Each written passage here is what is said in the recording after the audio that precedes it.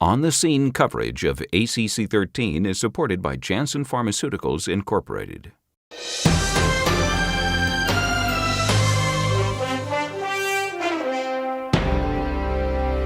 Hello, I'm Tony DeMaria, the editor of JACC, and I'm here with Dr. Paul Douglas from Atlanta, Georgia, and we're talking about some of the exciting new information that's coming available here at ACC.13 in San Francisco. So, Paul, some new information, some old information, some drugs, some information about ranolazine, a drug we've had around for a while. Absolutely, and it's really exciting, I think, that we're seeing new indications for old drugs.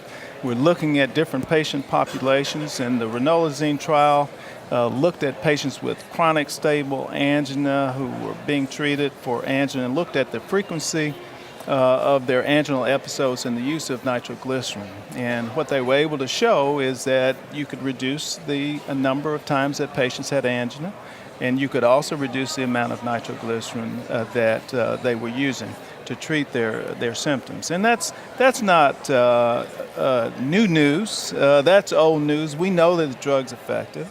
But what we didn't know is that there was a suggestion that maybe in patients who have chronic diabetes, type 2 diabetes, the hemoglobin A1C may go down, and it hopefully may be helpful in that particular high-risk cardiovascular population. Yeah, it's interesting to think that this hypoglycemic effect of ranolazine may have some value for anti-angina as well.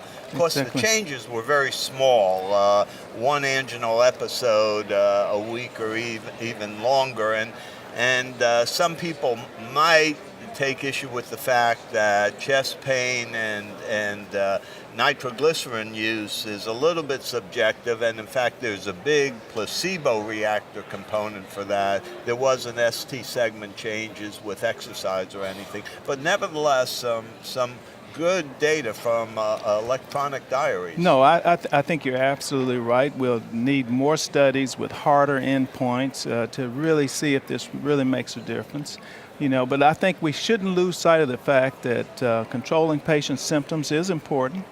And if we can do something to lower their hemoglobin A1C, that can't be bad. Yeah, symptoms are the most important thing. Exactly. Really. That's what our patients want. Exactly. Now, from the standpoint of new drugs, inclacumab, which is a P-selectin inhibitor, P-selectin being an endothelial cell receptor that slows down the white blood cells and platelets and gets them to be more resident along the endothelium, probably adversely so in PCI, and so this SELECT-PCI ACS study looked at the value of an inhibitor of P-selectin. Absolutely. Inclacumab, that's a interesting compound. Now we have a new target.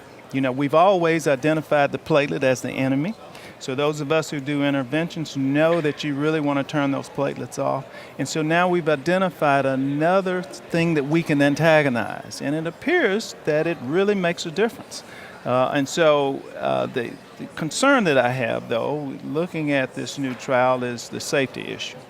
And that is this drug safe to use, and is this something that we may be able to incorporate into our clinical practice that will reduce the troponin rise that we see post-PCI, because we know that increases your risk going forward after the procedure. So anything that lowers the troponin should be good, but there may be a trade-off in terms of safety with this.